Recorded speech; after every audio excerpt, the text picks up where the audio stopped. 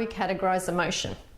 Let's do an activity to see whether what we do in society is actually effective or ineffective. If you can, grab a piece of paper and write down 2 columns, one called positive and the other one negative. I'm going to call out some emotions, and if you can categorize them accordingly, that will be great. Are you ready? Okay. Anger, happiness, sadness, frustration, joy, elation. Am I going too fast? Calm, serenity. That'll be enough. So now, can you tally up both columns? And if you need to, pause the video. What did you get? Well, call out to yourself.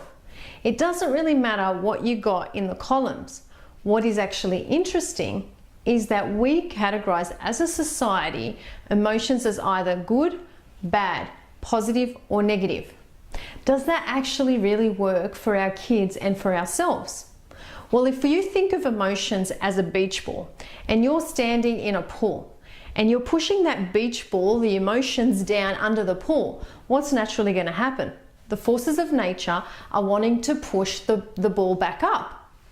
And that push and pull that we experience in ourselves, which is when we're resisting or not wanting to experience an emotion, is the struggle within ourselves.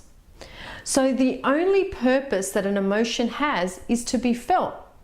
So if its only purpose is to be felt, regardless of whether it's good or bad, negative or positive, then we must feel it in order for it not to have that intensity in our body and not for us not to feel that struggle.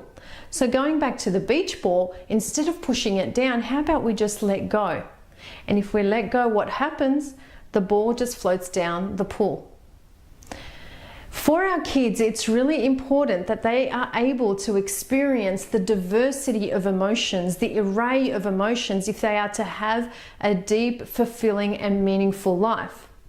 If you think about the things that you want for your kids, for example, say you want them to go to university or to work towards the marks to go to university, or say that you want them to have a deep and fulfilling relationship in the future, or what about to purchase their first home?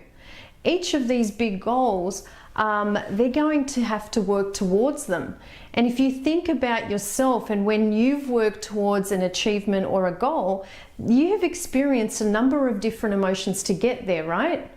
I know for myself, doing this video has created a whole bunch of emotions in me. Like, firstly, the technology is completely frustrating for me, but having overcome that, I'm feeling a sense of, achievement and excitement that I'm getting to express this to you, but I'm also feeling perhaps nervous. All these emotions come up when you're achieving something that's important to you. So for our kids, it's important that they get to experience those emotions without making some a positive or a negative, a good or a bad. It's allowing them to experience what we're meant to in life. Lucas, this is taking forever! Okay. See, this is what happens a few times. I have to do the hey, get into it. Wait, why are you wearing your sneakers? You can't see them. I can. No, you can't. Nah, I'm joking. RenderForest.com